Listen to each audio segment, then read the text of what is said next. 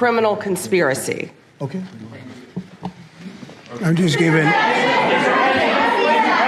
Yeah, I was just given a note by the Secretary of State saying that we're very close to a deal in the Middle East, and they're going to need me pretty quickly. So I will take a couple of more questions. All right, go ahead.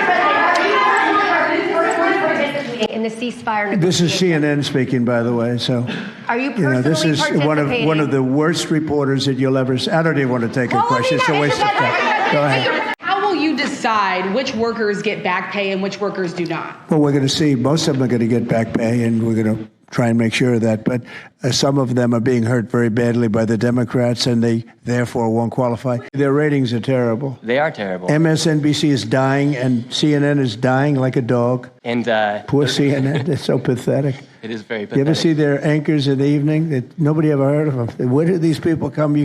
I could take anybody off the street in Washington, D.C. that do a better job. Yeah, and it's not hard to show what's going on these days. You literally have an iPhone and you can post it on X. They don't believe in the star system, It's just one of those things, right? The elections night protests turned to riots, 3 days of violent rioting in Portland, and it was the first time that I saw groups dressed in black with their faces covered. This is 4 years before COVID.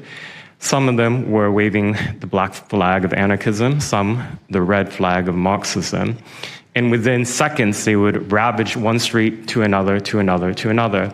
The next day, I would read the legacy media, which I still read at that time and looked forward to, and I looked up to those journalists. And I was really shocked to see that the narrative was that these, in my view, anti-democratic political violence was legitimate acts of protest because they were concerned about racism or all these other lies. In 2019, it led to me nearly losing my life. I was covering another Antifa protest turned riot.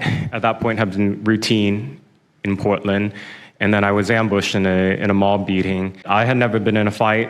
I didn't even realize that I was being assaulted until seconds in. The punches came from everywhere on my head and my face, and I was bleeding out of my eyes and ears, and then they threw all the drinks in my eyes to humiliate me further, to laugh at me. And I was rushed to the hospital in an ambulance, CT scan, and I had subarachnoid hemorrhage, which is bleeding in the brain, and nearly died. After surviving that, the reporting that I saw in liberal media it seemed to suggest that I had deserved it because they branded me far right. Some even went so far as to suggest that I maybe faked my injuries.